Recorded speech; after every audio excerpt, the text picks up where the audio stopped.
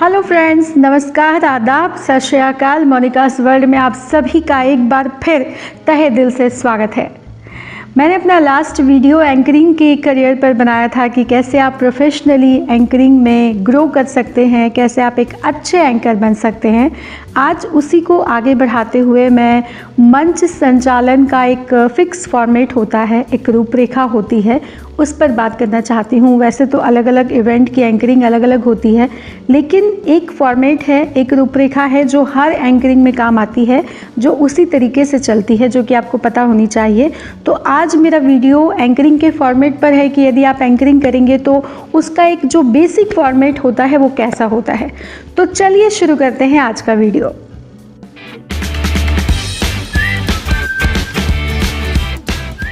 मंच संचालन की जो रूपरेखा होती है, जो फॉर्मेट होता है, उसमें सबसे पहली चीज़ आती है शुरुआत, ऑडियंस का वेलकम, और जो एंकर है उसका इंट्रोडक्शन। आप जब खुद को इंट्रोड्यूस करते हैं तो आपको एक लाइन में कहना है कि मैं आज की शाम आपकी होस्ट और दोस्त हूँ।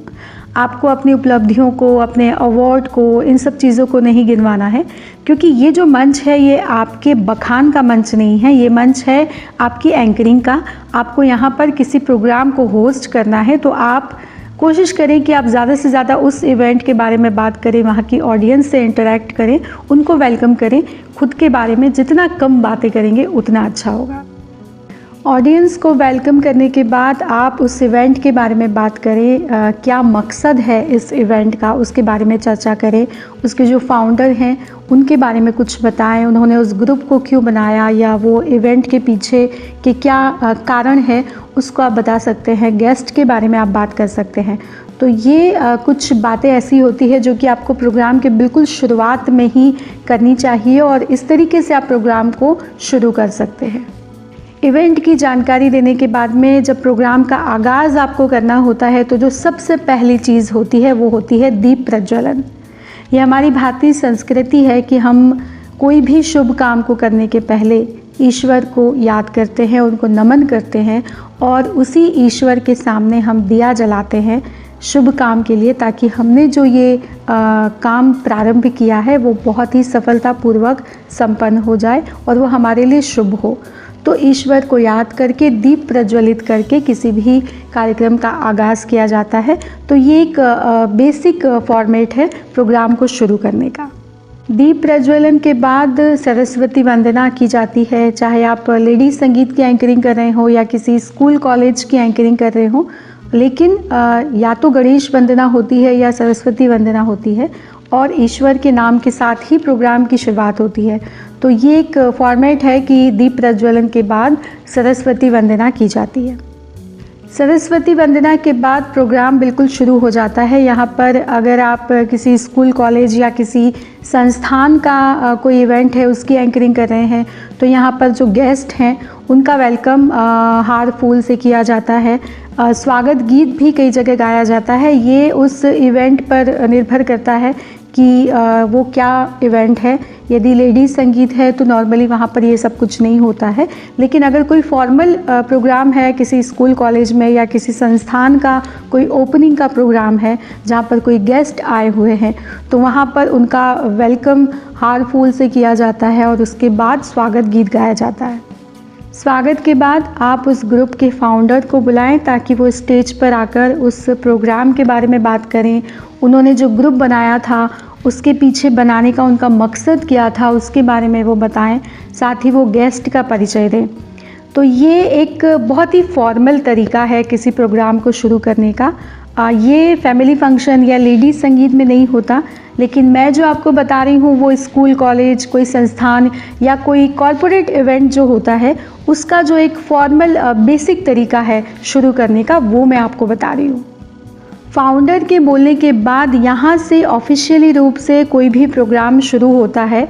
यहाँ पर मान लीजिए कि कोई डिबेट कंपटीशन है या कोई गोष्ठी है या कोई परिचर्चा है, तो वो यहाँ से शुरू होती है। अब जितने भी पार्टिसिपेंट हैं आप उनको एक एक करके स्टेज पर बुलाएं और इस प्रोग्राम की शुरुआत करें।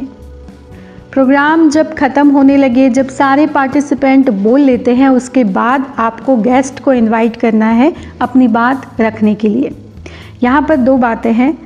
पहली ये कि यदि ये प्रोग्राम ऐसा है जो बहुत ज़्यादा लंबा चलने वाला है और इतनी देर तक गेस्ट वहाँ पर नहीं रुकेंगे, तो ऐसी सिचुएशन में जो गेस्ट होते हैं उनको अपनी बात कहने के लिए प्रोग्राम के पहले ही बुला लिया जाता है ताकि वो कुछ कहें और उसके बाद प्रोग्राम की शुरुआत हो। लेकिन यदि प्रोग्राम बहुत ज़्यादा छोटा है तो फिर जो गेस्ट हैं उनको बाद में बुलाया जाता है और उसमें भी सबसे पहले जो विशेष अतिथि हैं उनको कुछ कहने के लिए स्टेज पर बुलाया जाता है।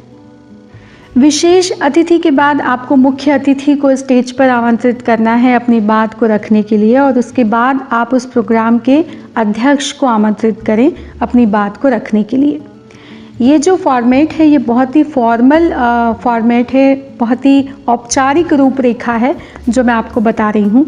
ज़रूरी नहीं है कि हर प्रोग्राम में अध्यक्ष भी हो, मुख्य अतिथि भी हो, विशेष अतिथि भी हो, लेकिन मैं आपको बता रही हूँ कि यदि किसी प्रोग्राम में आप एंकरिंग कर रहे हैं और वहाँ पर मुख्य अतिथि हैं, विशेष अतिथि हैं, अध्यक्ष हैं, तो किस तरीके से आप उनको आमंत्रित करेंगे।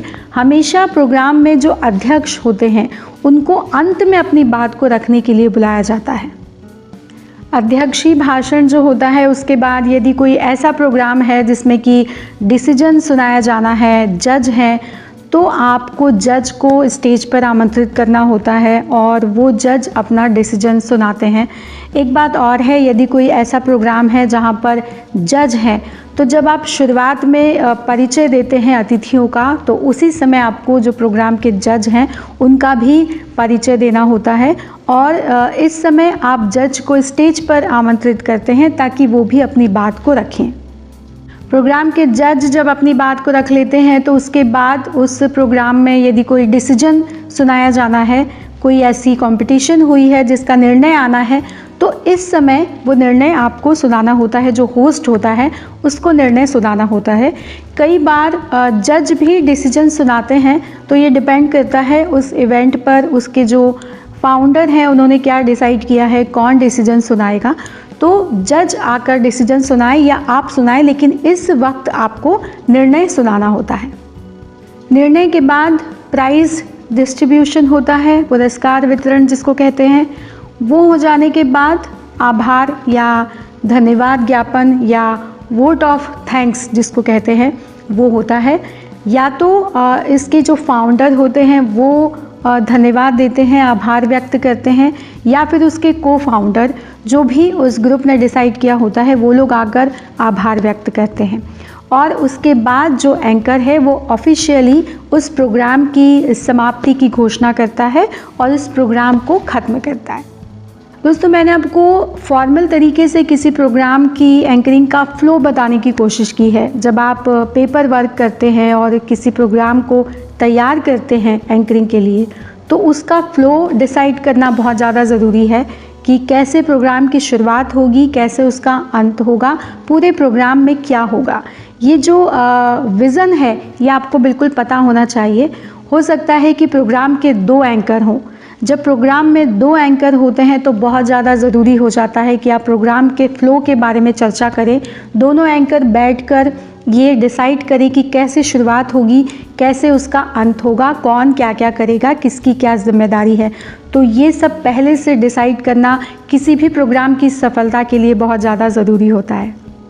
हो सकता है कि ये जानकारी कुछ लोगों को बहुत ही नॉर्मल सी लगे और उन्हें लगे कि भाई ये तो हमें पता ही था, लेकिन मैं ये मान के चलती हूँ कि यदि आप मेरे सब्सक्राइबर हैं, आप मेरे चैनल को देखते हैं, तो आप एंकरिंग सीखना चाहते हैं, आप पब्लिक स्पीकिंग सीखना चाहते हैं, तो मेरा फ़र्ज़ बनता है कि मैं इससे जुड़ी हर छोटी से छोटी बात आप तक पहुँचाऊँ, हर छोटी से छोटी जानकारी आपको दूँ, ताकि आप एक बहुत मंजे हुए वक्ता बने, बहुत सफल एंकर बने।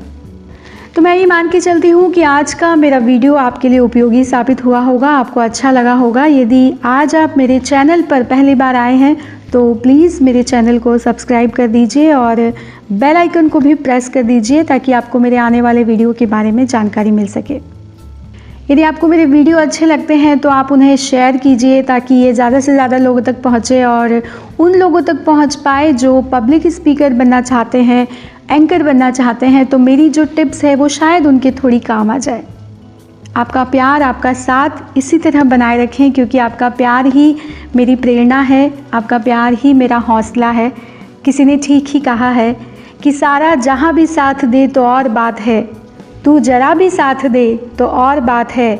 चलने को तो चलते हैं लोग एक पाँव से, जो दूसरा भी साथ दे तो और बात है।